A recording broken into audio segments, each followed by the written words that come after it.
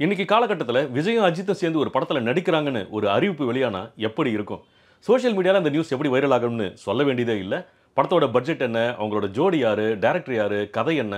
படம் பாக்ஸ் ஆபீஸ்ல எத்தனை கோடி அள்ளும்னு தினமும் அத பத்தின அப்டேட்ஸ் உண்மையாவோ இல்ல புரளியாவோ சரமாரியா வந்துட்டே இருக்கும் இல்லையா? காரணம் இவங்க 2 பேரும் தான் கடந்த கால நடிப்பு ஜாம்பவான்கள். எம்.கே. தியாகராஜ பாகவதர், பி.யு. சின்னப்பா மாதிரி, எம்.ஜி.ஆர். சிவாஜி மாதிரி, ரஜினி, கமல் மாதிரி இன்னைக்கு தலைமுறையோட 2 மிகப்பெரிய நடிகர்களா இருக்காங்க.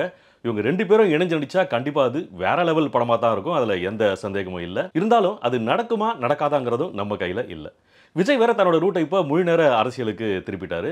அதனால இதுக்கெல்லாம் வாய்ப்பே இல்லைன்னு தான் தோணுது இல்லையா? ஆனா நிஜமாவே இவங்க 2 பேரும் சேர்ந்து ஏற்கனவே ஒரு படத்துல நடிச்சிருக்காங்க. ஒரே ஒரு படம் தான்.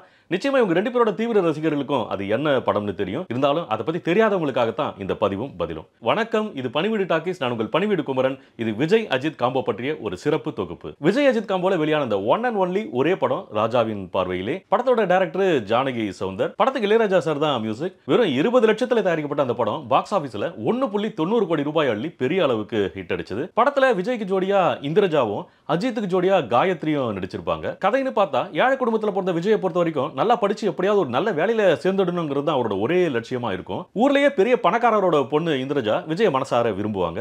ஆனா விஜய் அவங்க காதல் ஏத்துக்காம ஒதுங்கி ஒதுங்கி போவாரு. அதுக்கு காரணம் தெரியாம புரியாம தவிக்கிற இந்திரஜா ஒரு கட்டத்துல விஜய் கிட்ட அதை பத்தி கேட்டுருவாங்க. அப்ப விஜய் தன்னோட ஃப்ரெண்ட் அஜித் பத்தின பிளாஷ்பேக் சொல்வாரு.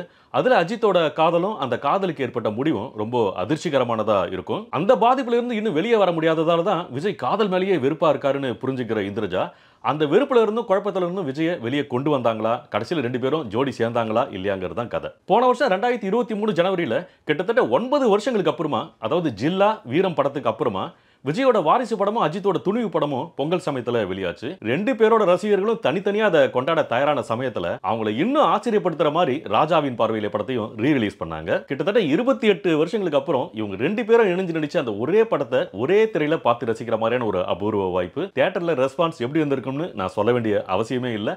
அந்த கொண்டாட்டம், அமர்க்களம், கலாட்டாவை எல்லாம் உங்க கற்பனைக்கு விட்டுடுறேன். ஆனா மறுபடியும் இப்படி ஒரு வாய்ப்பு தமிழ் சினிமா ரசிகர்களுக்கு கிடைக்குமா? காலம் தான் அதுக்கெல்லாம் பதில் சொல்லணும். அது வரைக்கும் இந்த படத்தை பார்க்காதவங்க பார்க்கணும்னு விரும்பினா மொத்த படமும் யூடியூப்லயே இருக்கு. செலவே இல்லாம நேரத்தை மட்டும் கொஞ்சம் செலவழிச்சு படத்தை பார்த்து என்ஜாய் பண்ணுங்க. அப்படியே படத்தை பத்தி உங்க கருத்துக்களையும் கமெண்ட் செக்ஷன்ல பதிவு பண்ணுங்க. இந்த தலைமுறையோட 2 முன்னணி நட்சத்திரங்கள் இணைஞ்சு நடிச்ச ஒரே படம் இது மட்டும் தான். ஆனா நம்ம லெஜெண்டரி ஆக்டர்ஸ் கமல் சாரும் ரஜினி சாரும் மொத்தமா எத்தனை படங்கள்ல இணைஞ்சு நடிச்சிருக்காங்க தெரியுமா?